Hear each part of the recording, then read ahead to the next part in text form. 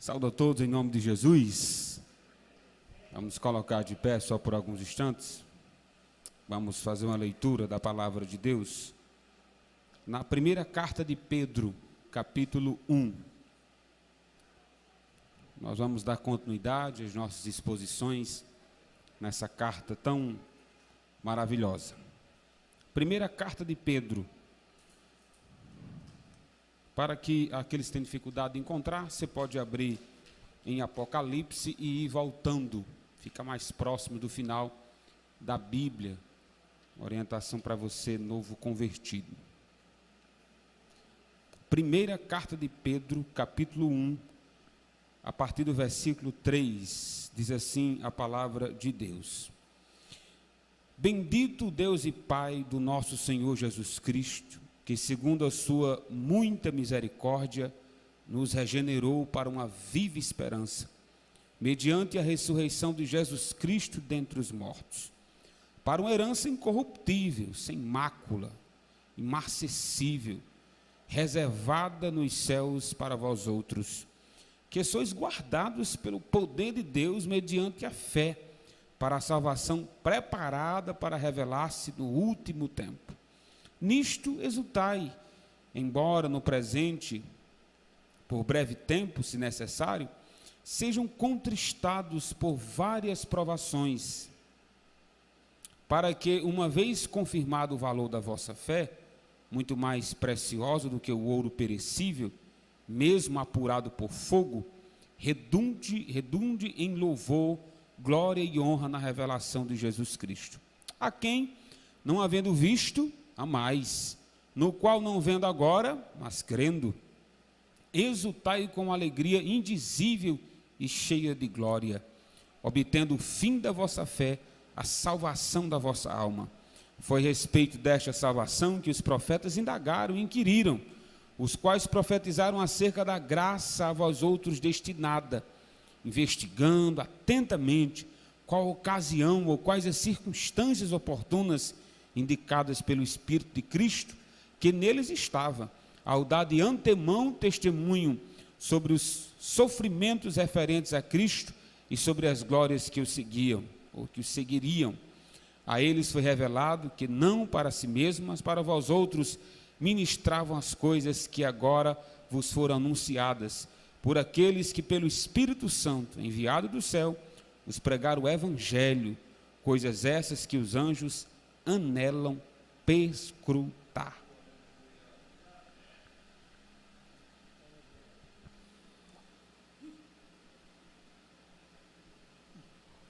Meus irmãos e irmãs, eu vos saúdo em nome de Jesus.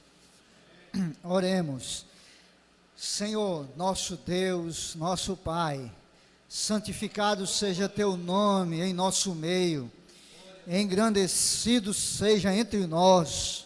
Glórias a ti para sempre. Graças te damos, ó Deus, por mais um dia na sua presença, por mais um dia em comunhão contigo, que o Senhor concede a cada um de nós que aqui chegamos na sua casa. Graças te damos por estar na tua casa e pela oportunidade de participar deste culto e sentir a tua presença. Nessa hora, ó Pai amado, nós rogamos por este momento tão especial. Use o teu servo, que a tua palavra, ó Deus amado, possa, meu Senhor amado, ser enviada por meio do teu servo, e como os oráculos santos, ó Deus amados, abertos, ocorra a iluminação ao teu servo nesta noite, para que nós possamos compreender da tua palavra, receber uma porção da mesma para aplicação na nossa vida, em nome de Jesus, ó Pai. Fala com cada um de nós, Senhor, ainda que seja para nos exortar, mas nós precisamos receber um pouco da tua palavra agora. Em nome de Jesus, usa o teu servo, abençoa este momento, ó Pai. Em nome de Jesus, Senhor, nós te oramos em nome de Jesus. Amém.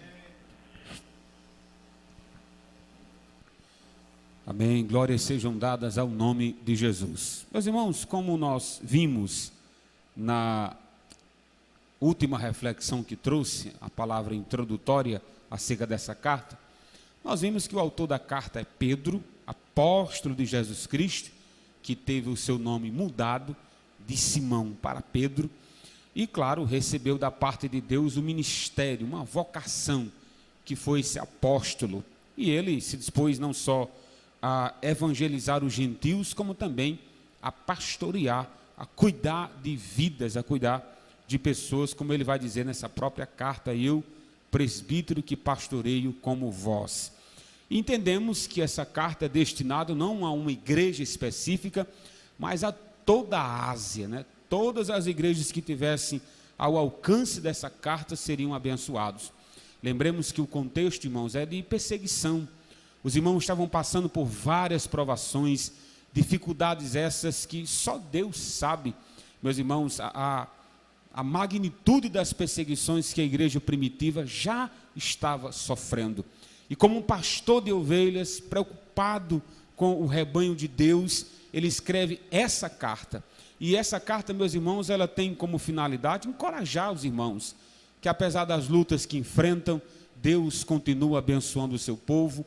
Apesar das dificuldades que ele enfrentam, Deus dá força para que os irmãos enfrentassem uma série de lutas, e de que apesar de tudo que eles estavam passando, eles não se preocupassem, porque aqui não é o nosso céu, nós estamos aguardando uma herança incorruptível. Então é uma carta de encorajamento, é uma carta de promessas, e sem dúvida é uma carta de esperança, de que apesar de tudo que enfrentamos nesse mundo, não se compara com o que está esperando por nós na presença de Deus para sempre. E nós lemos agora a segunda parte, que vai do versículo 3 ao versículo 12, onde Pedro nos leva a agradecer a Deus. Ele nos apresenta uma série de motivos de celebração, de agradecer a Deus. E os motivos, irmãos, eles variam. Às vezes nós queremos agradecer a Deus por conquistas da terra. Eu não estou dizendo que você não possa agradecer por suas conquistas da terra. Agradeça a Deus por sua formação, agradeça a Deus pela saúde que você tem, agradeça a Deus por tudo de bom que chegou à sua vida. Mas nesse ponto, Pedro, ele abrange, ele abre o leque e diz, irmãos, sem dúvida nós temos motivos para agradecer a Deus, e que o nosso coração seja guiado com gratidão a Deus, que os nossos passos sejam confirmados com os lábios que louvam a Deus, que bendigam a Deus. E ele nos apresenta aqui alguns motivos que eu e você devemos sempre ter em nossos lábios para agradecer o Senhor. O primeiro motivo está aí no versículo 3 e 4. Ele agradece a Deus porque Deus nos regenerou. Não é o que ele diz aí no versículo 3? Ele diz, bendito Deus e Pai de nosso Senhor Jesus Cristo, que segundo a sua muita misericórdia nos regenerou. Lembrando, irmãos, que a palavra regenerar é nascer de novo. É a porta de entrada para o cristianismo. É o primeiro passo que você dá. É a oportunidade que você tem dos olhos que estavam vendados, como foi lido aqui na leitura devocional. Nós estávamos em trevas, longe de Deus, até que o evangelho foi pregado. Cremos nesse evangelho e os nossos olhos foram abertos. Aí Pedro está dizendo, tenha um coração grato a Deus, porque Ele fez com que você nascesse de novo. E é interessante, irmãos, que Pedro, ele já vai se blindando em relação ao mérito humano, né? Ele diz, olha, Deus nos regenerou, é verdade, mas segundo a sua muita misericórdia, glória a Deus. Aí Pedro diz que eu tenho esse coração grato, que a minha alma bendiga ao Senhor, por Ele ter nos salvado, por Ele ter nos regenerado.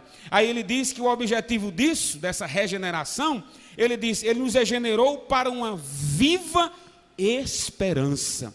Meus irmãos, o mundo tem uma esperança de papel ou até na bolsa de valores, que é uma esperança de especulação, de que hoje está tudo bem, mas amanhã pode desaparecer num passo de mágica. Há outros que confiam na sua saúde robusta ou nas amizades influentes, de que no dia que alguma coisa der errada, ele pode correr para as amizades. Aí Pedro diz, o crente não. O crente, ele foi salvo por Jesus Cristo para uma viva esperança. Glória a Deus. A nossa esperança, meus irmãos, pode ter morrido, passou 3 dias morto, sem dúvida, mas ao terceiro dia ela ressuscitou para nunca mais voltar para lá. Aí Pedro diz, tenha um coração grato, porque você tem uma viva esperança. Sempre que você precisar acionar essa esperança, sempre que você quiser falar com essa esperança, pode falar. Mas por que essa convicção toda, Pedro? Porque essa esperança é viva, glória a Deus. Essa esperança, ela não é morta, ela é viva.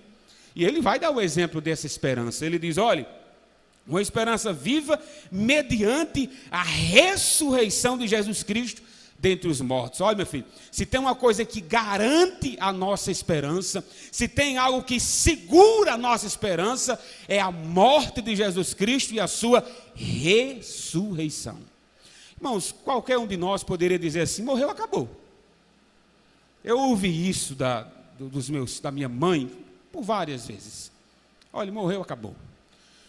Mas aí é que está, o Pedro está dizendo, o crente, ele pode agradecer a Deus por sua salvação, porque a salvação diz respeito a uma herança futura.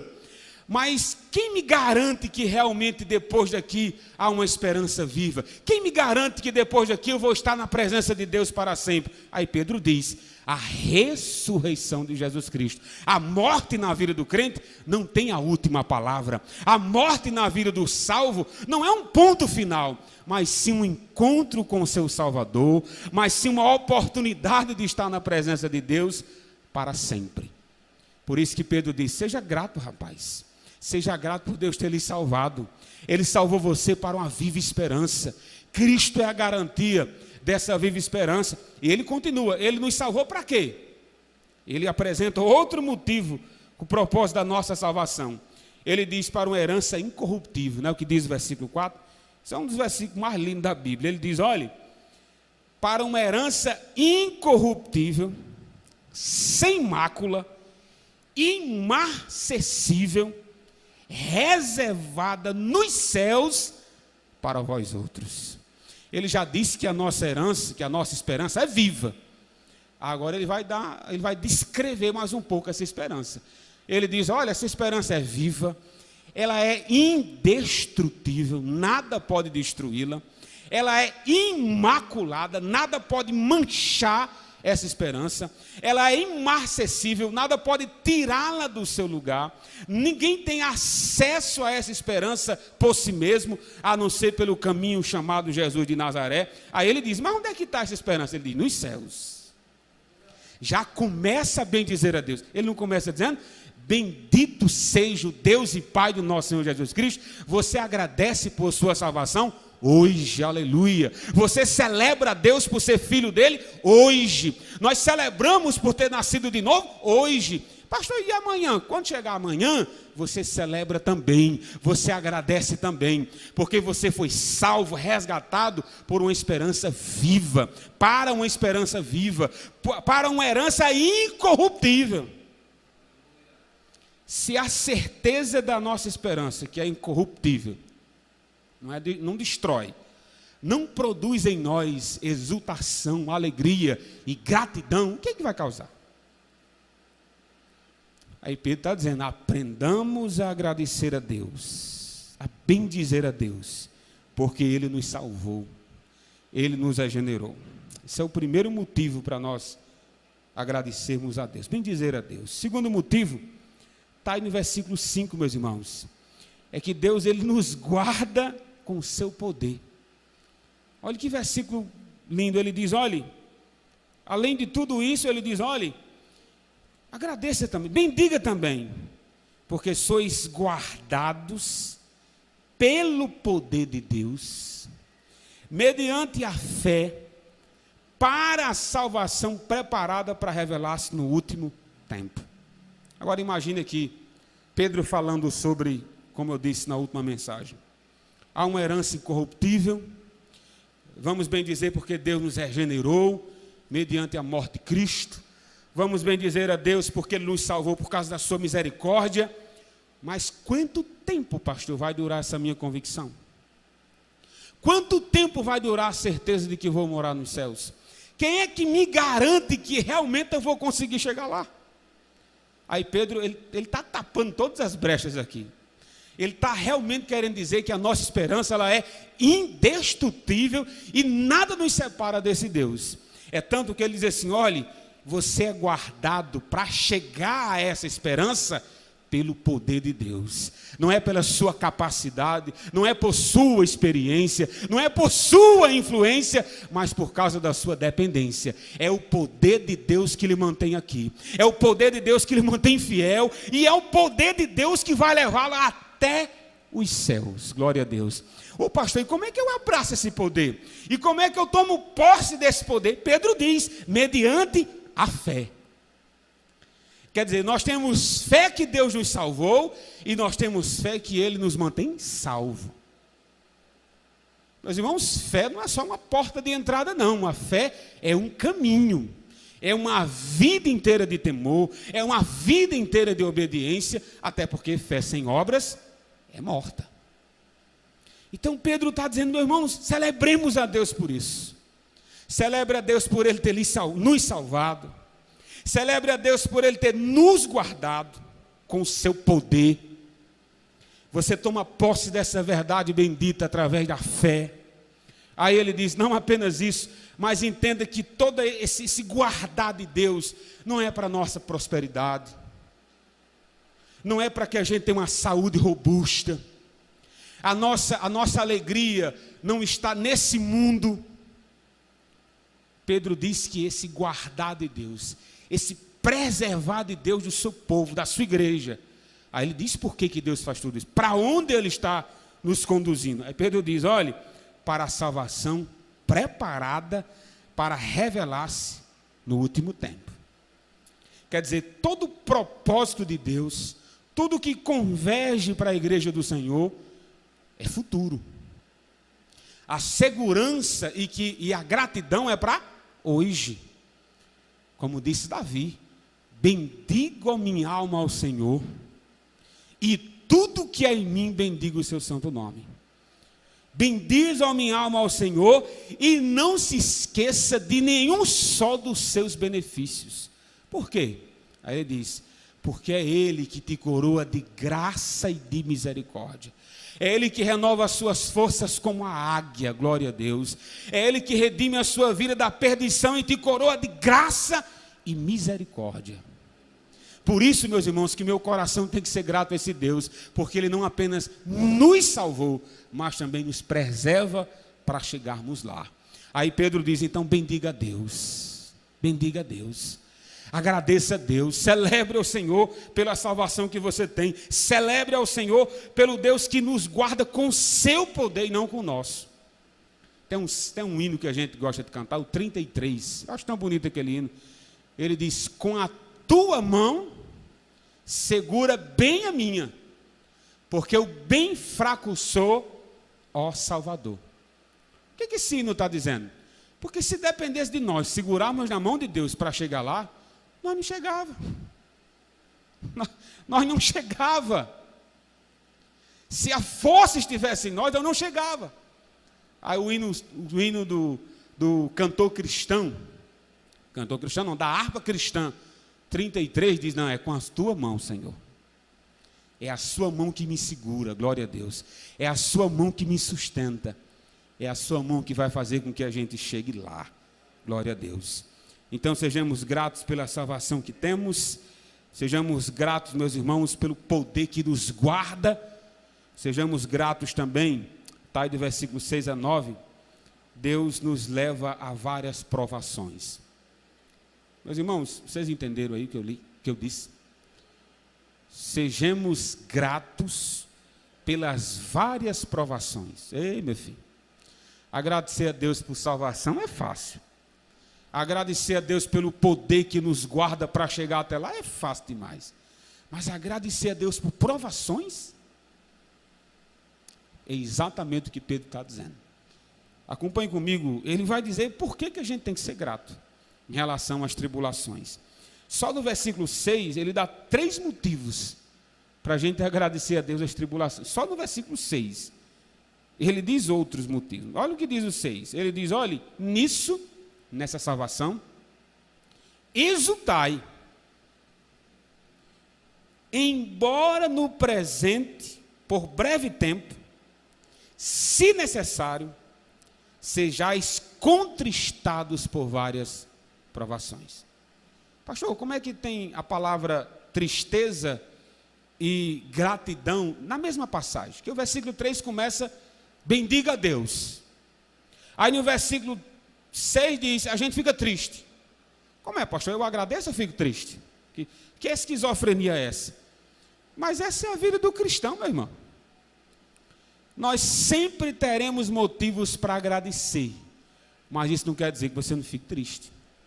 Ou você acha que João capítulo 11, Jesus chorou de alegria ali? João 11:35, Jesus chorou. O nosso Senhor e Mestre, irmão, chorou de tristeza em alguns momentos, em ver a incredulidade do povo, em ver o que o pecado fez na humanidade, em ser abandonado pela nação de Israel. Jesus chorou e disse, quantas vezes eu quis colocar você debaixo das minhas asas, e você não quis. Jerusalém que mata os profetas.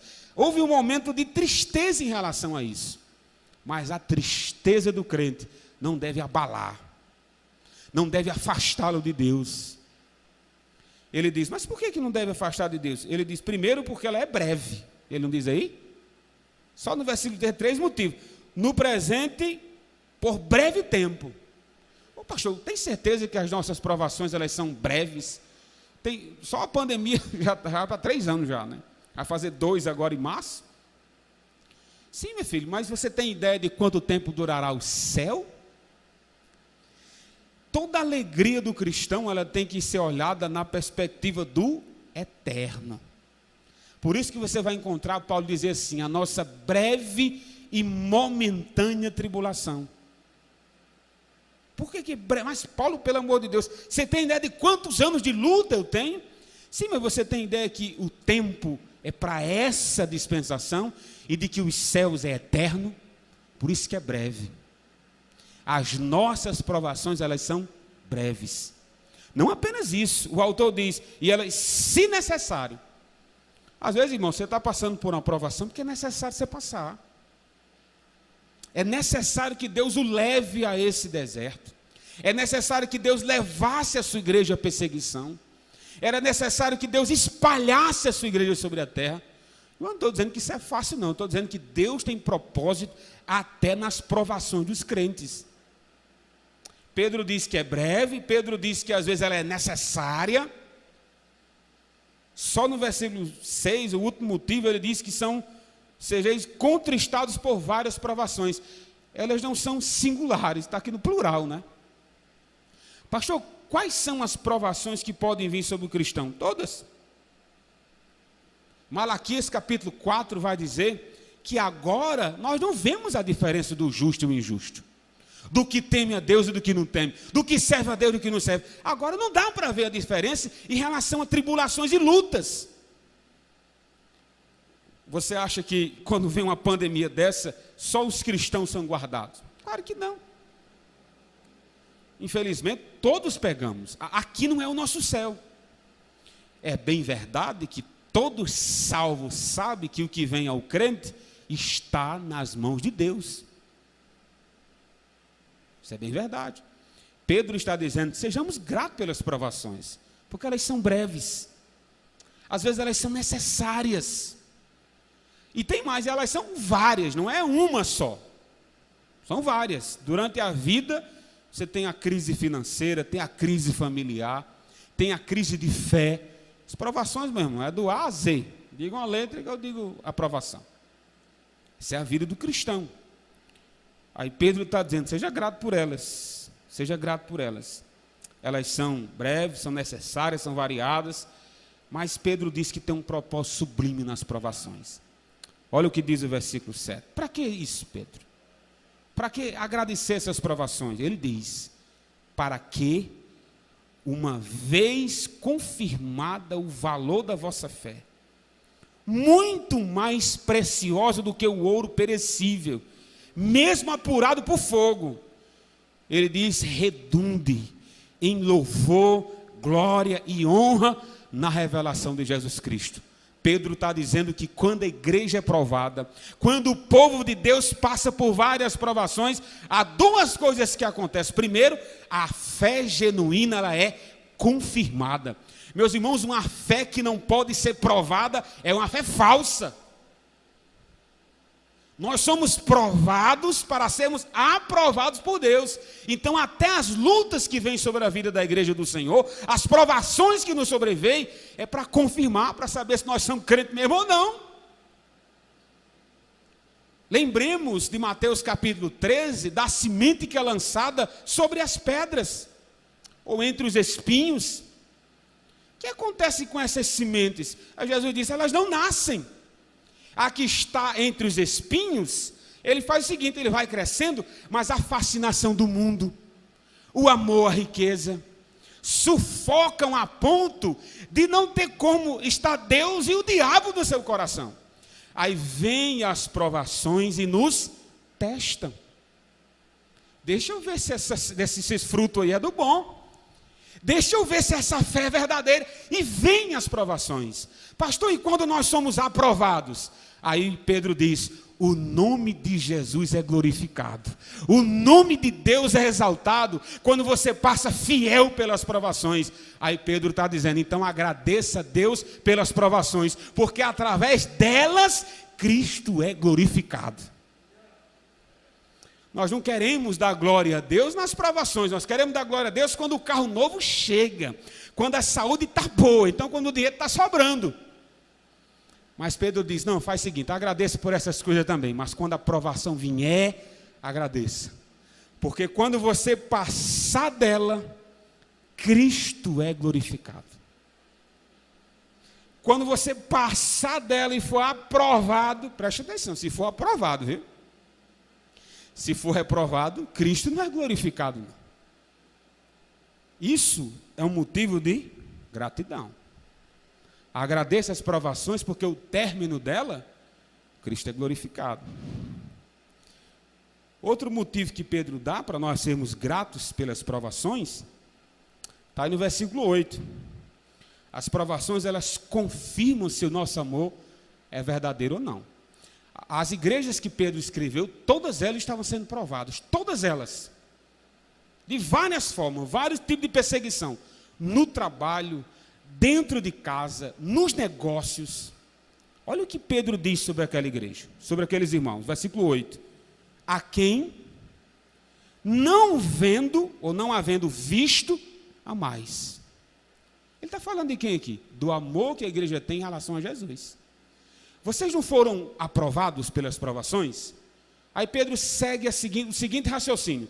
Cristo é glorificado. Glória a Deus por isso. Mas calma, irmãos. Não é só Cristo que é glorificado, não. Há uma confirmação que vocês realmente o amam. Não é o que Pedro está dizendo? Pedro diz, vocês nunca viram Jesus. Quem foi que viu Jesus aqui? Nós nunca vimos Jesus. Mas Pedro diz, mas quando vocês são aprovados pelas provações, quando vocês não blasfemam nas provações, quando vocês não abandonam a fé nas provações, vocês estão provando que amam aquele que vocês nunca viram, mas nós sabemos que ele é real.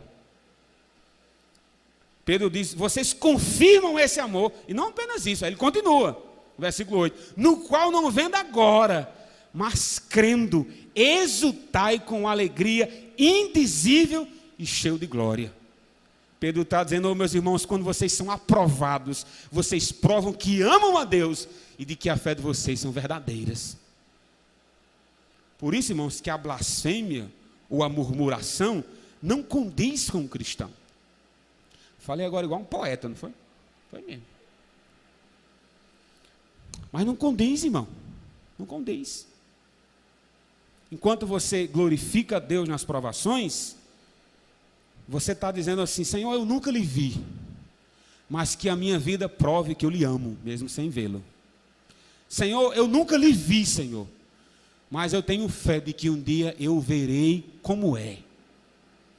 Isso, irmãos, é nas provações que o nome de Deus é glorificado.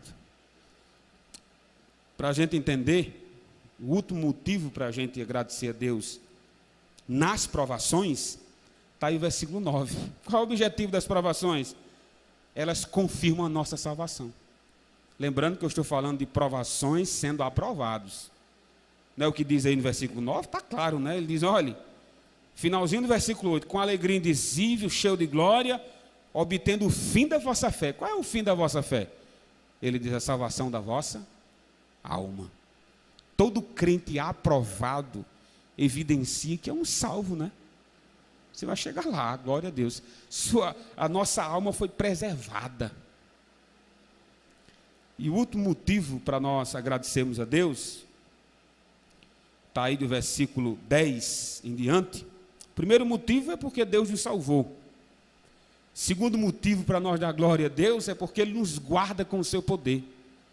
Terceiro motivo para bendizermos a Deus é por causa das provações, porque Ele tem seus propósitos que muitas das vezes nós nem sabemos quais são.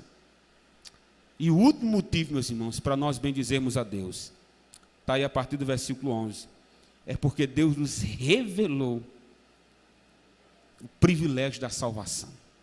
Olhe a revelação de Deus para nós. Olha que privilégio nós temos hoje, e a igreja do Senhor. Ele diz aí, olhe, essa salvação estava destinada ao seu povo. Não é o que diz o versículo 10? Ele diz, olhe, foi a respeito dessa salvação que os profetas indagaram, inquiriram, os quais profetizaram acerca da graça a vós outros destinadas.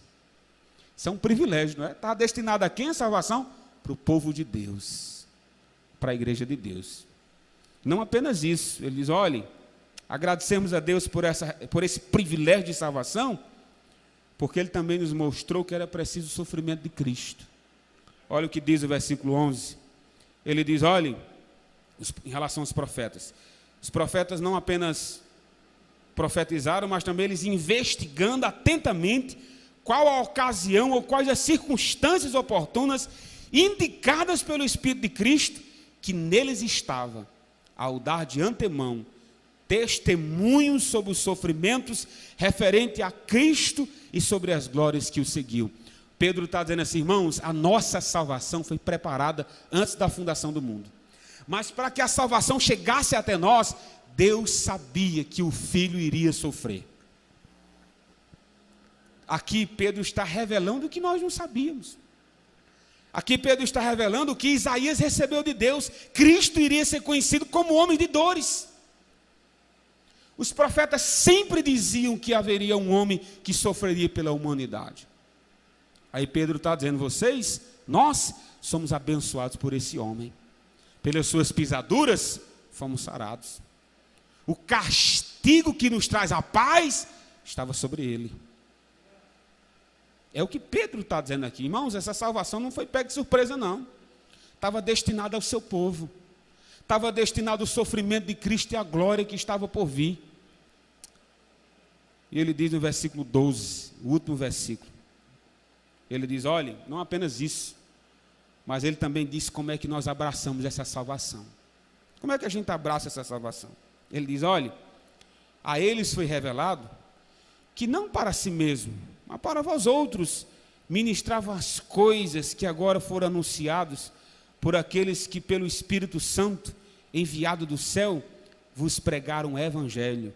Coisas essas que os anjos anelam perscrutar. O que é isso, irmão? O que é que Pedro está dizendo aqui no versículo 12? Pedro está dizendo, Deus disse que a salvação viria para o seu povo, Deus disse que o sofrimento de Cristo faria parte dessa salvação, mas Deus também disse que você abraça essa salvação com a pregação do Evangelho. No dia que você ouviu o Evangelho sendo pregado, disse, Senhor, eu quero esse Jesus para a minha vida, eu quero receber o perdão dos meus pecados. Aí Pedro está dizendo, é assim que você abraçou sua salvação. Sabe o que é isso? É um privilégio. É um privilégio. A pergunta, irmãos, é, nós somos capazes de agradecer a Deus como Pedro? Bendizer a Deus, irmãos, pela salvação? Bendizer a Deus pelo poder que guarda a nossa salvação? Bendizer a Deus pelas provações que nos sobrevêm com propósitos variados, mas que no final tudo redunda em glória e louvor para Jesus. Nós conseguimos bendizer a Deus por esse privilégio da revelação da salvação aplicada a nós. Para você que nos acompanha, seja aqui, seja através da live, Deus continua chamando, Deus continua salvando, Deus continua requerendo de nós uma resposta. Que resposta? Crê. Crê no Senhor Jesus e será salvo. Abrace essa salvação. Aqui é um pastor, Pedro, dizendo: quando nós pregamos o Evangelho e vocês abraçaram, era Cristo sendo glorificado. Se tem alguém que deseja entregar a vida a Cristo, Ele convida ainda. A porta da graça ainda está aberta, mas um dia ela se fechará. Aqui eu agradeço a Deus a oportunidade.